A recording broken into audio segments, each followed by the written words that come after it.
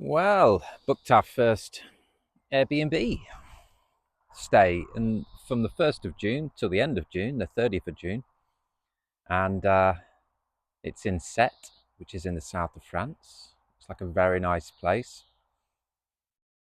and yeah, zoned in on the some vans today as well. So a lot happening. Didn't bother getting up at 4 because I needed some sleep, and it's just hard to balance all this stuff at the minute. Still feeling a bit lost, if I'm completely honest, but yeah, it's just like you can only do so much, can't you, in a day? And our priority, being the 10th of April, is to get a van and get this place booked. So it feels good having the place booked 1st of June. Love Airbnb and this model. £1,351 for a two-bed place, kitchen, apartment in the centre of Sète, which is on the coast near the beach. Lots going on apparently. Great seafood.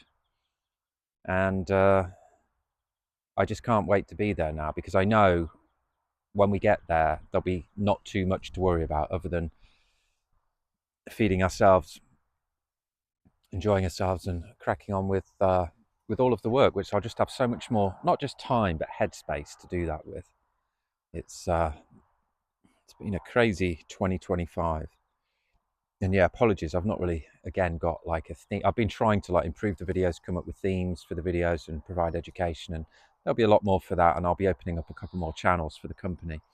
This is day 313 of making daily videos to try and reason out my company, nonconformity company, test loads of business models and share those with you all, so you can get ahead and learn easily without any of the nonsense online. Just so much nonsense. I just want a clear blueprint of the business models, the tools, and any resources, and how you go about doing it in the quickest, simplest, best possible way. I just think there's a real need for that these days. Just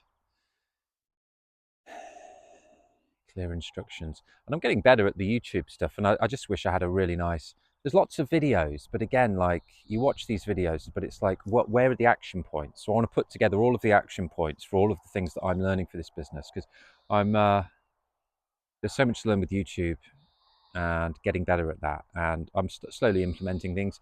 I did a split test on the thumbnails today, which is good, after implementing the thumbnails. So you can split test those to see which one gets more traction after adding the text. So yeah, for one of the businesses, just having an ordered list of all of the great things that work with YouTube, and then if you need a bit more detail, you can click on it and go into that, and then see a video just on that thing, rather than having all these videos or all these, they're good, but it's just it's quite a lot to take in, and then you get distracted with other videos, and you just want some clear cut action points. So that's what we'd be doing across the board for this.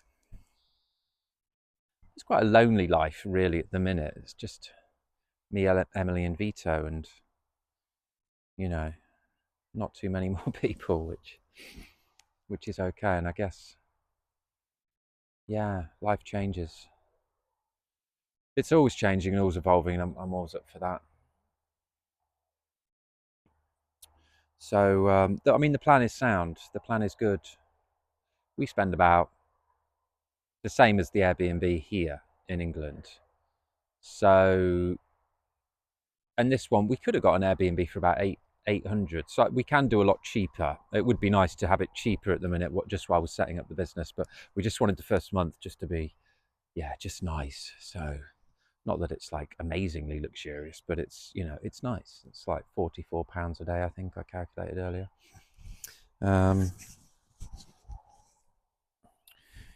Yeah. So yeah, we're carrying on with the daily videos. And I think this is the thing. I think a lot of people start businesses, start YouTube channels, start a project, and it's all exciting, isn't it, to start with? And you can work on that excitement because it just feels new and great. But it's when you don't feel like showing up is when it really matters. And that's why I'm just continue to make these videos, even if I'm not like as on it, not really got a purpose, or like not really feeling the vibe. I just want to continually show up and just continually be authentic, because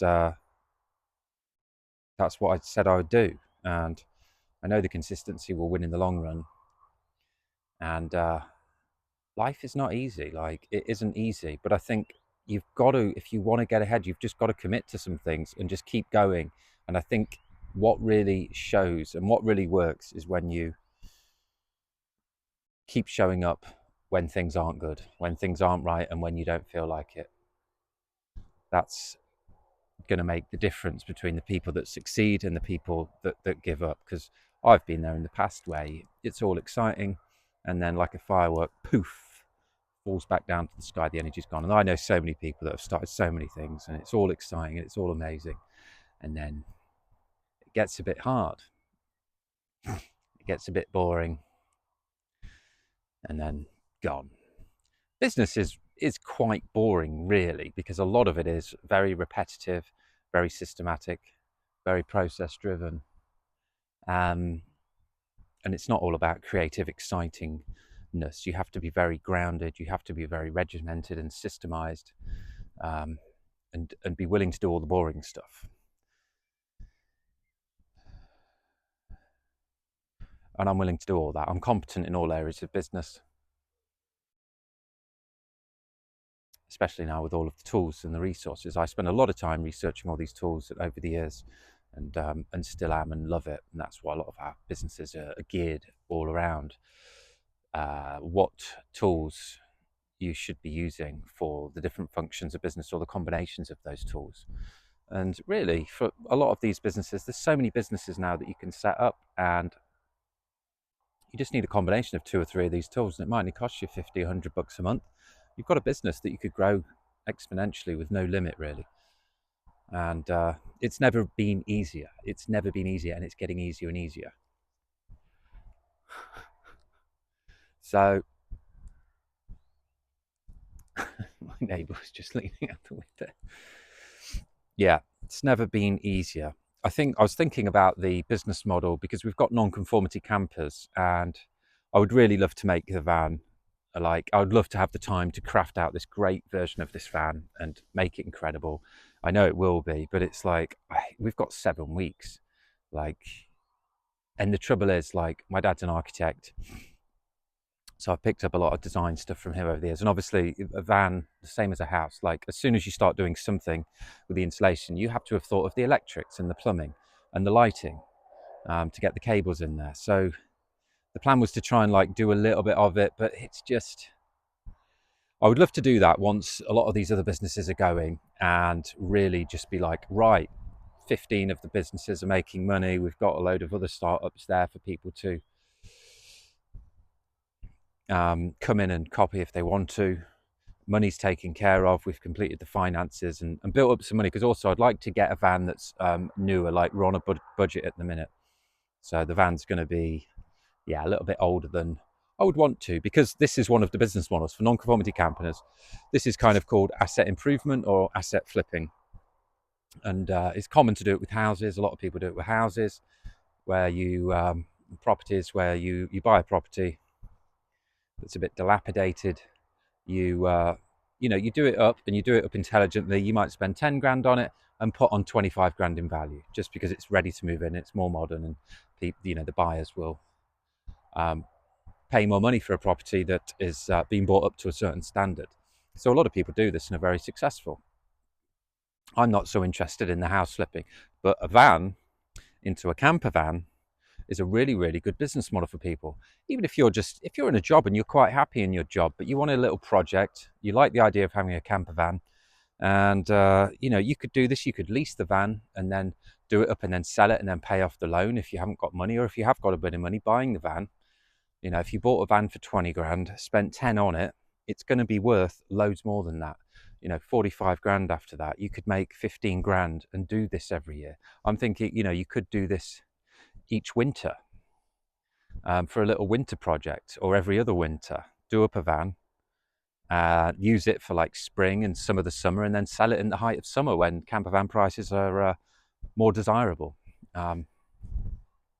Because that's when more people are buying them, and then you've built it, you've enjoyed it, you make a profit, then you sell it, and then you do it again. You could be making an extra 10-15 grand a year just on use it as your personal vehicle, so you don't even have to worry about taxes. And if you're earning 30 grand a year, and you could make 15 grand a year on the side by just doing up a camper van, over the winter at the weekends or the evenings, that's another 50% on top of your salary, isn't it, in the bank for you? So it's a great little business, side hustle business. And that's our message to people. Like, we're not saying give up your job. Like, you might be happy. You might just want to reduce those hours.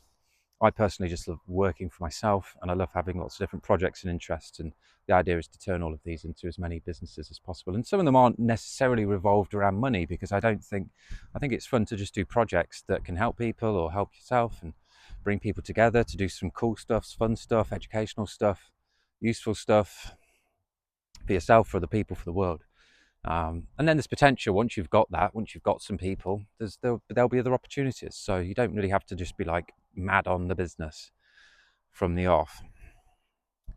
So yeah, asset flipping or asset improvement, I guess the nonconformity campus will showcase. But I just think I have got too much on. My main priority is my family being happy and healthy, and us having somewhere to go, which we've now booked. So the next stage is to have a van that can literally get us there and carry our stuff. And we've got these storage boxes, so might be we just get a smaller van for now that just stores the stuff, and we could have a portable battery in there with one of these chest freezers and a chest fridge for the food stuff. And then we can still go to the beach with all of our stuff and our barbecue. We just won't be in the van, we'll just be outside the van, and that's fine. We can have the tents in there and stuff if we did want to do some camping, just as another option, have the water in there.